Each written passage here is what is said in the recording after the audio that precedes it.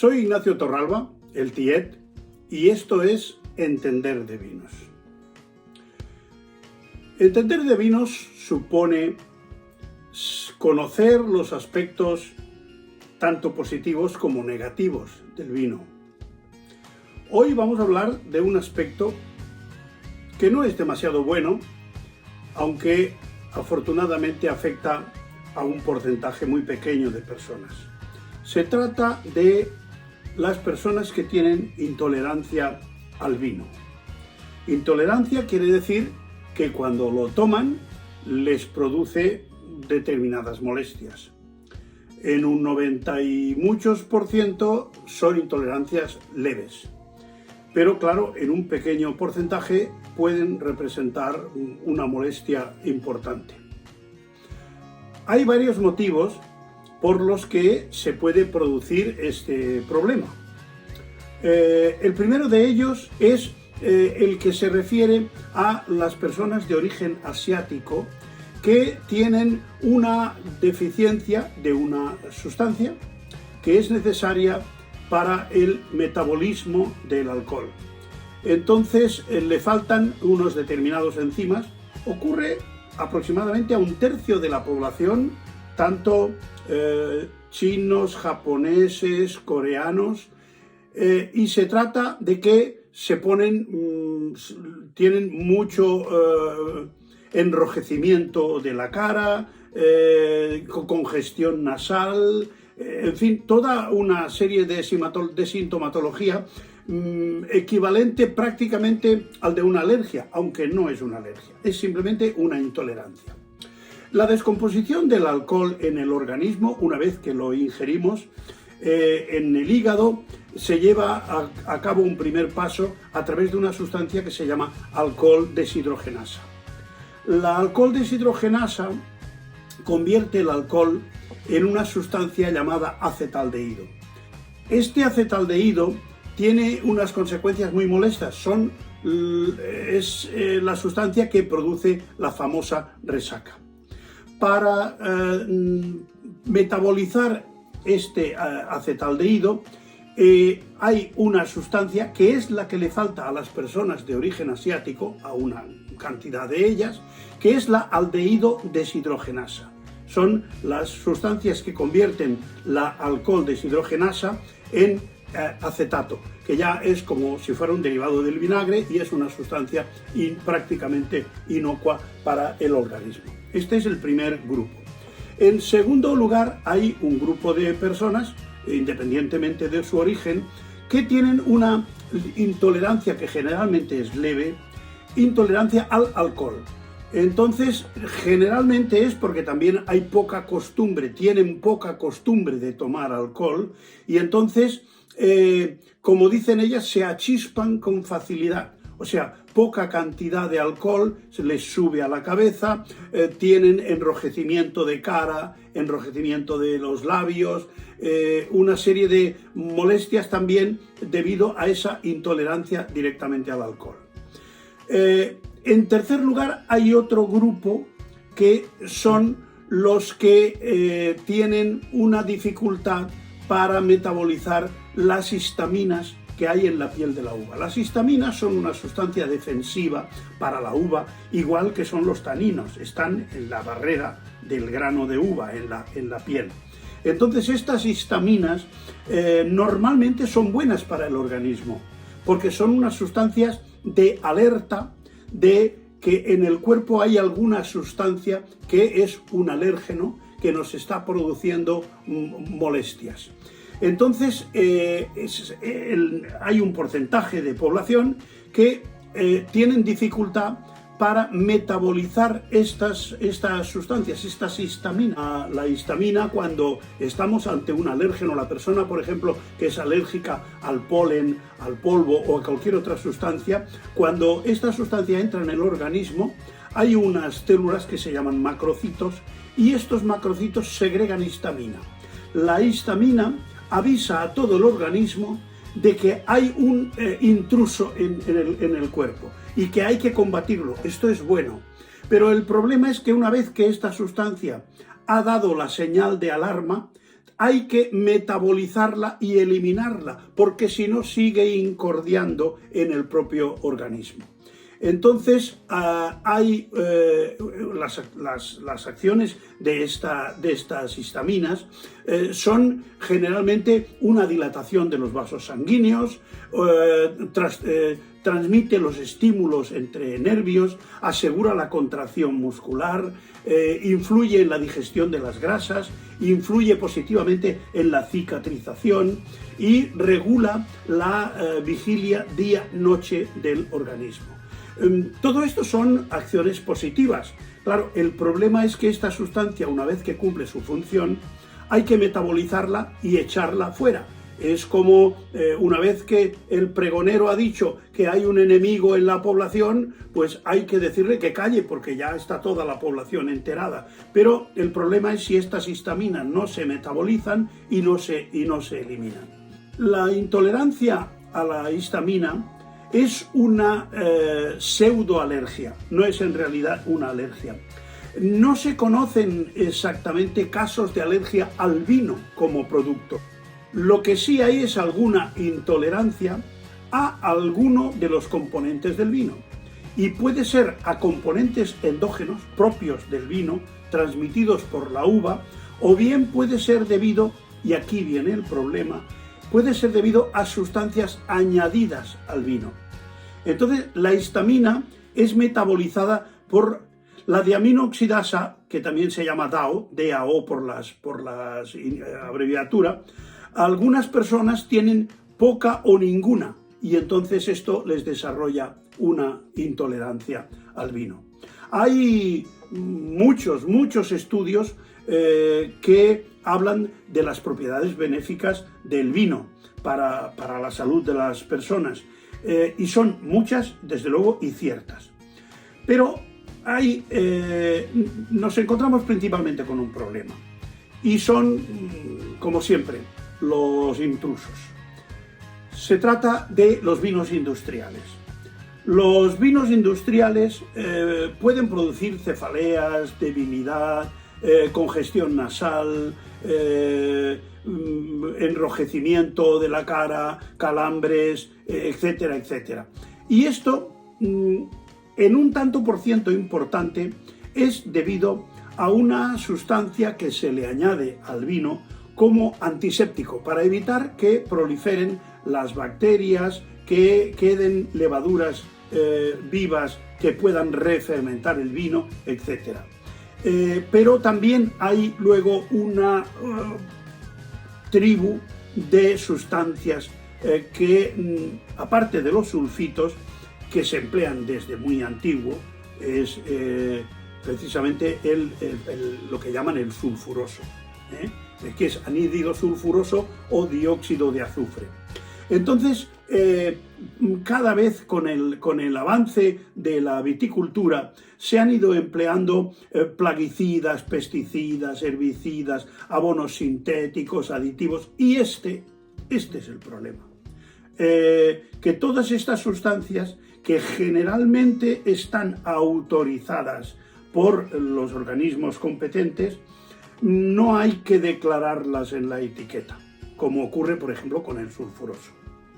Con la uva no solamente se elabora el vino, blanco, tinto y rosado, sino que salen otros bastantes productos, como son los espumosos, los vinagres, el orujo, el vermut, la quina, la mistela, el brandy, el coñac, el ouzo, el pisco, el singani, el araf, el raki. Hay bastantes productos que se elaboran con uva. Y claro, es la uva la que puede llevar plaguicidas, herbicidas, etc. El problema es que el vino no suele ser, en general, un producto de consumo esporádico. La persona que consume vino lo consume con cierta frecuencia, generalmente a diario. Y aquí es cuando viene el problema. El reglamento europeo para este tipo de productos permite, por encima, yo he contado por encima de 40 sustancias para que se pueden añadir al vino en su elaboración o para su conservación. La mayoría de estas sustancias suelen ser inocuas, pero algunas de ellas, a un porcentaje de la población, les puede producir molestias, depende de la idiosincrasia y de su biología y de su metabolismo y de su fisiología. La fermentación alcohólica se suele producir ya modernamente en cubas de acero inoxidable. Entonces suele estar normalmente en estas cubas durante un proceso de 2 o 3 días, mientras que las levaduras que vienen, generalmente las autóctonas, que vienen rodeando la piel de la uva, se adaptan y se aclimatan a ese medio, al medio, a la acidez, al pH del mosto, a la temperatura, en fin, a las diferentes características de ese medio. Y entonces, al cabo de esos 2 o 3 días, entonces es cuando las levaduras empiezan a reproducirse de una manera furibunda. Así que al cabo de 3 o 4 días más, la población de levaduras es aproximadamente de unos 100 millones de levaduras por cada centímetro cúbico de mosto. Claro, es una cantidad de población tremenda. Eso quiere decir que en poco tiempo acaban con todo el azúcar que pueda tener, o casi todo el azúcar que pueda tener el mosto. Eso hace que la fermentación realmente sea un proceso bastante tumultuoso y bastante rápido según las circunstancias en las que se produce. Cuando acaba la fermentación, los azúcares han descendido muy cerca de cero, porque los vinos secos normalmente les suele quedar alrededor de un gramo o 1,5 gramos de azúcar por litro, porque claro, las levaduras en realidad mueren por la presencia de una cantidad de alcohol alta en cuyo medio no se pueden desarrollar. El alcohol en realidad es un producto del metabolismo de la propia levadura, por lo tanto mueren en sus propios desechos, en sus propias secreciones, que son el alcohol y lógicamente el anhídrido carbónico. Los azúcares residuales que quedan una vez que ha terminado la fermentación suelen ser del grupo de las pentosas, que son la arabinosa, la chilosa, la rhamnosa, y entonces estos azúcares son los que quedan para darle al vino un poco ese puntito, que no tengan una sequedad tan austera. La fermentación generalmente suele pararse sobre unos 33 grados de temperatura. Hay una diferencia. Los blancos fermentan normalmente entre 8 y 14 grados. Precisamente para hacer blancos de calidad conviene que los depósitos estén refrigerados para que la temperatura no suba más de esos entre 8 y 14 grados. En cambio, los tintos fermentan entre 25 y 30. Pasando de 30, 31, 32 empiezan a haber problemas porque la fermentación puede pararse. Claro, también ocurre que en las bodegas a veces la fermentación se ralentiza o se para. ¿Qué hace el enólogo? Entonces tiene que añadir una sustancia. Ya empezamos con los problemas de esas sustancias químicas añadidas. Esa sustancia suele ser fosfato diamónico o sales amoniacales. Entonces, eso ya es una sustancia que el vino lleva añadida, que no es propia del mismo y que a un porcentaje de consumidores puede darle algún problema, porque no todo el mundo tenemos el mismo metabolismo.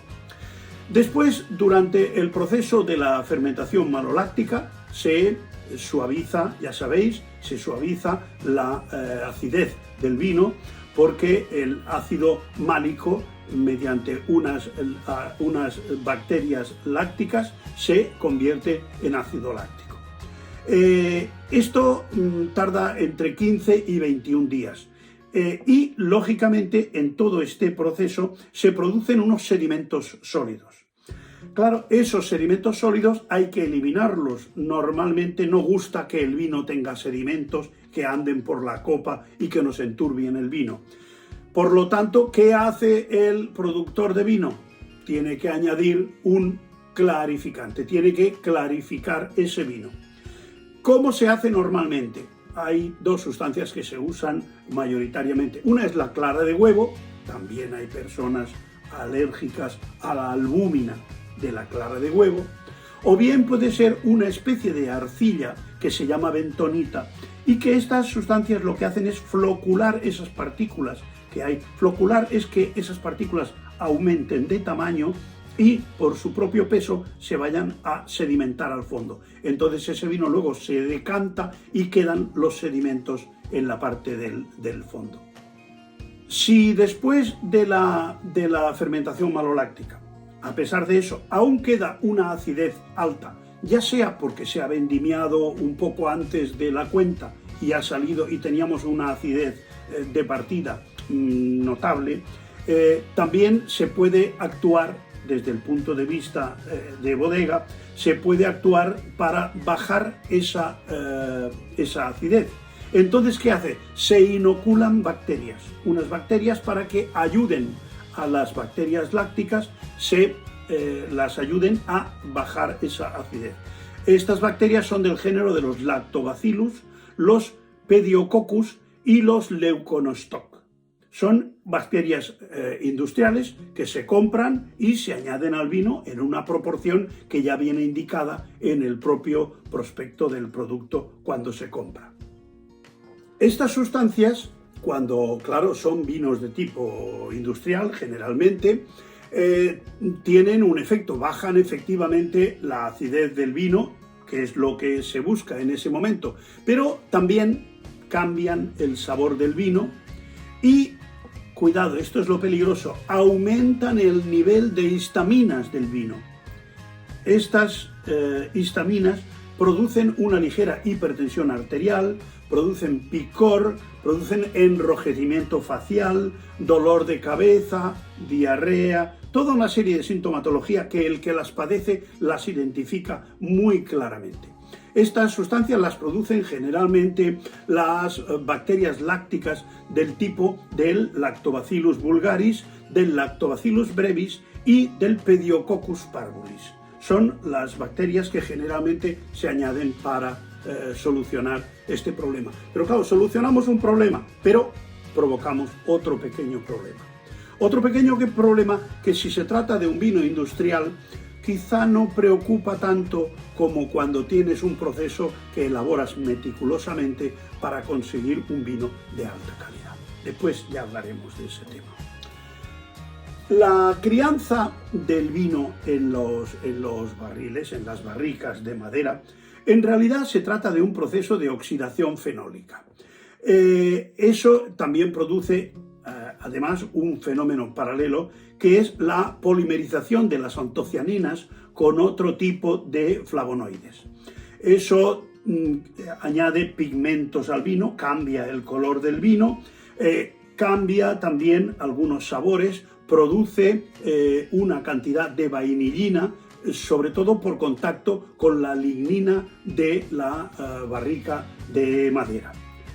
Después hay fenómenos como en ciertos vinos, sobre todo, como comentaba, los vinos de tipo industrial, los tapones de plástico, que pueden, con el tiempo y la acción de los propios ácidos del vino, pueden liberar sustancias químicas orgánicas que, a la postre y tomadas de una manera reiterada, pueden causarnos, no digo yo cosas graves, pero sí desde luego algunas molestias.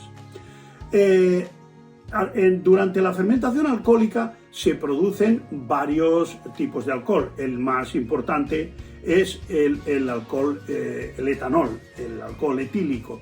Pero también se produce de manera natural una parte de glicerol. El glicerol se produce tanto más cuanto mayor es la temperatura de fermentación. O sea, fijaros que el bodeguero tiene que andar con mucho cuidado de que la temperatura no suba demasiado, pero que suba lo suficiente para que el vino desarrolle una pequeña cantidad de glicerina, para que luego en la copa tenga aquellas maravillosas jambes, que dicen los franceses, aquellas piernas de glicerina que resbalan lentamente, porque la glicerina tiene más densidad que el etanol. Hay además de estos dos alcoholes que se producen de manera natural, hay una serie de polialcoholes que son azúcares alcohólicos que están en cantidades muy pequeñas y que no son de la fermentación, sino de una serie de hidrolización de las pectinas. Y esos alcoholes son el eritrol, el butanodiol, sorbitol, manitol y, peligro, metanol.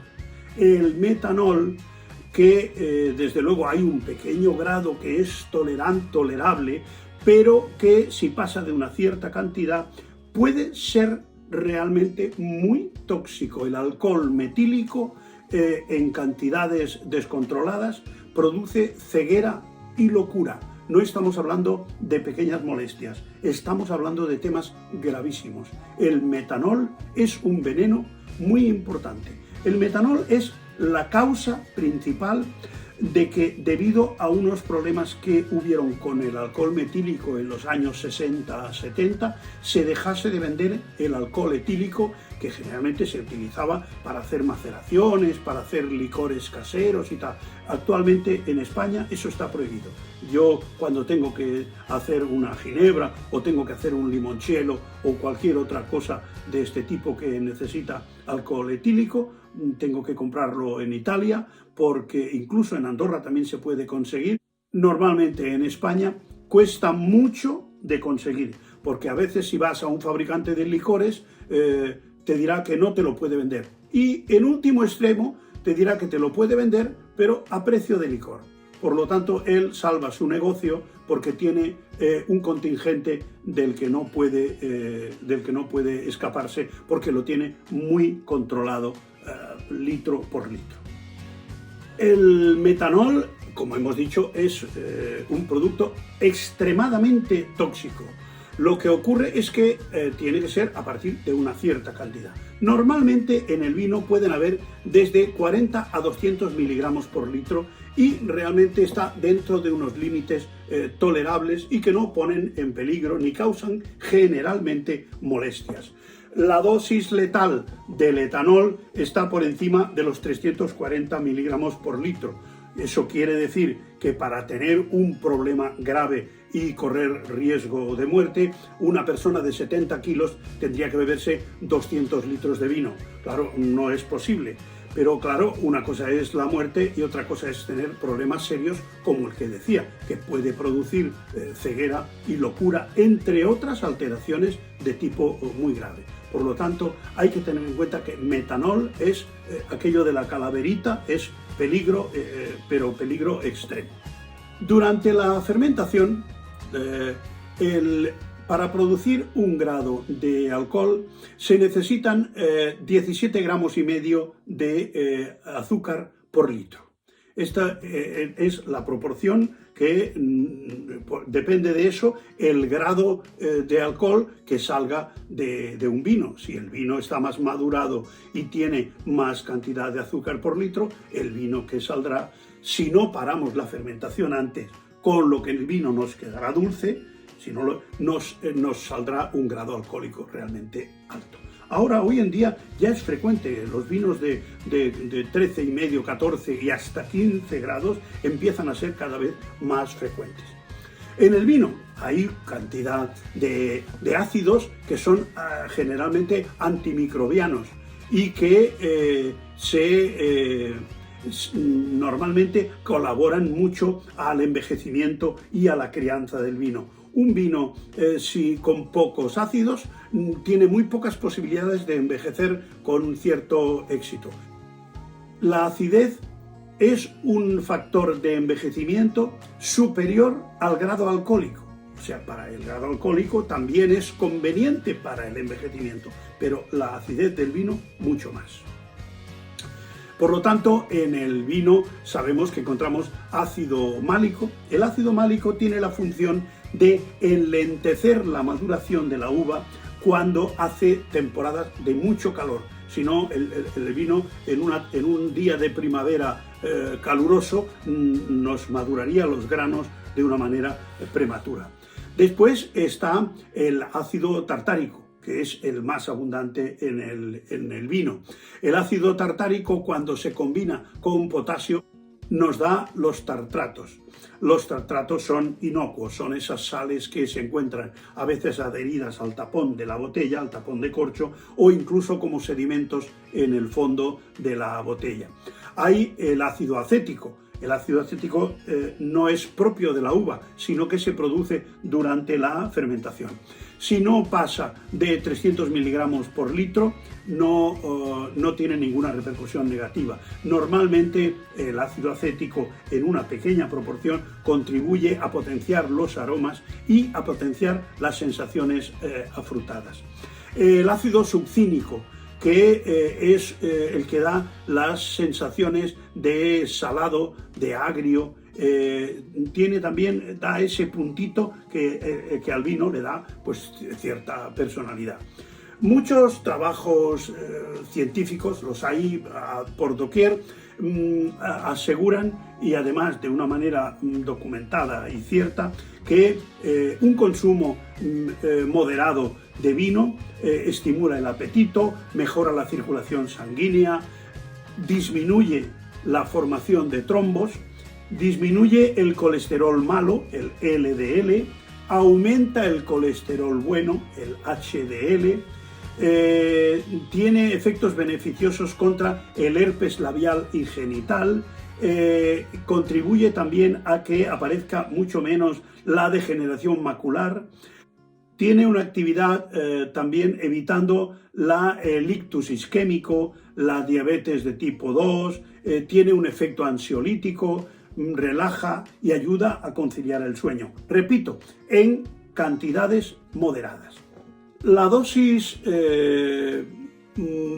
podríamos decir, máxima de consumo de vino habitual se cifra alrededor de 1/4 de litro al día. O sea, de 250 a 330 mililitros. Es el equivalente entre 1/4 y 1/3 de litro. Son 2 o 3 medias copitas, esas copitas que habitualmente se sirven de 2 dedos de vino en la copa. Más cantidad de vino a veces tiene un efecto contrario a todos estos efectos beneficiosos del vino. Por ejemplo, tiene un efecto claro y demostrado sobre la disminución de la libido. También tiene un efecto positivo en dosis adecuadas, previniendo el Alzheimer. También contribuye a la destrucción de las células cancerosas en casos de leucemia, con la ventaja de que no daña a las células buenas. Pero claro, todos estos problemas generalmente vienen ¿con qué? Con los vinos industriales, los que llevan muchos aditivos, muchos productos químicos que pueden hacer que el vino esté en normativa, que sea perfectamente legal, pero que puede llevar, ya digo, hasta por encima de 40 sustancias diferentes, porque están permitidas los antimicrobianos, los antioxidantes, estabilizantes, acidificantes, desacidificantes, espesantes, colorantes, aromatizantes, edulcorantes, bacterias lácticas y levaduras ajenas al vino, etc. Los sulfitos son un problema aparte. Los sulfitos, siempre que no pasen de 10 miligramos por litro, no es necesario declararlos en la etiqueta. Pero los sulfitos son una de las 14 sustancias que son de declaración obligatoria si pasan de ese límite, del límite de los 10 miligramos. O sea que si lleva 9,9 no hace falta declararlo, es como si no llevara, es un poco un contrasentido. O sea que los sulfitos, el problema no es quién los pone, sino quién autoriza y de qué manera lo autoriza. Porque el gran problema de los sulfitos es que pueden llevar hasta 160 miligramos por litro los vinos tintos y hasta 210 los vinos blancos. Lo cual quiere decir que si dice que lleva sulfitos, puede llevar de 11 a 160 para los vinos blancos y desde 11 hasta 210 miligramos por litro los vinos tintos. Esto es un sinsentido. No tiene sentido de que esta normativa afecte solo a esos 10 miligramos y por debajo de eso, si es un poco menos, es como si no estuviese. Y en cambio 11 ya es un pecado. Por lo tanto, yo creo que esta normativa no está bien definida. Según la OMS, la Organización Mundial de la Salud, dice que la cantidad máxima de sulfitos para una persona de 70 kilos serían 49 miligramos al día, lo cual quiere decir que hay un consumo normal de vino. Es muy fácil pasarse de esta cantidad, porque si un litro lleva 200 y pico miligramos, con un cuarto de litro ya cumplimos esta cantidad máxima autorizada por la OMS.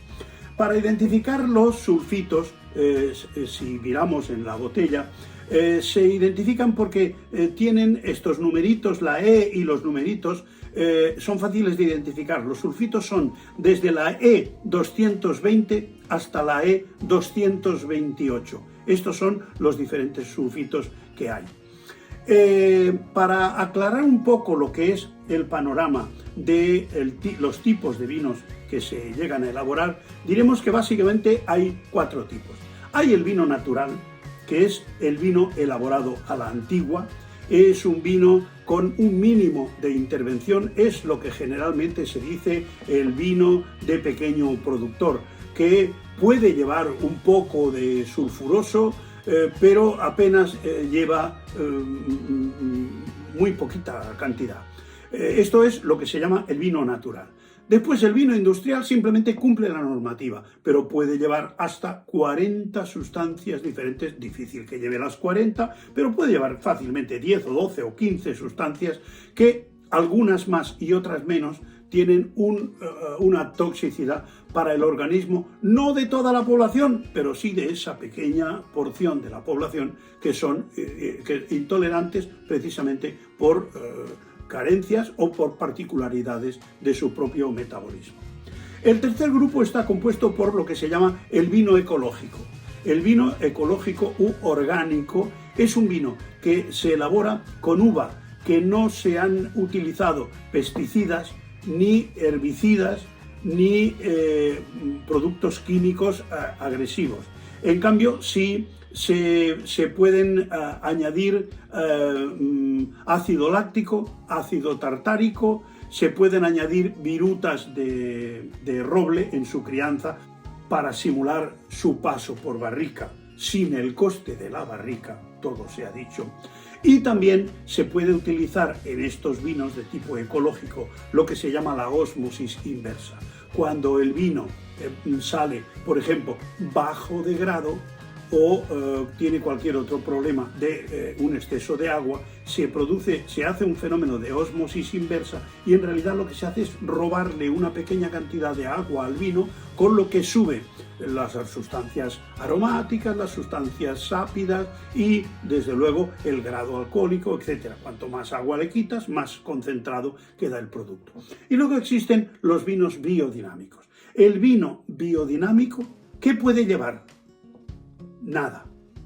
El vino biodinámico no puede llevar ni anhídrido sulfuroso. Es el vino natural por excelencia, y cuando un bodeguero dice que un vino es biodinámico, significa que ese vino tiene toda la garantía, porque hay una supervisión de esos procesos para conceder esa calificación de vino biodinámico.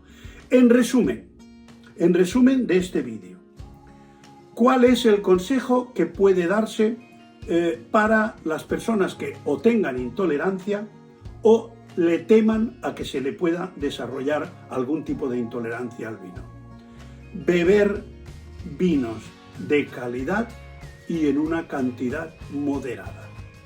Con eso se puede solucionar más del 90% de los casos de intolerancia. Vinos de calidad a dosis moderadas. Y con esto nos despedimos hasta el próximo capítulo de Entender de Vinos.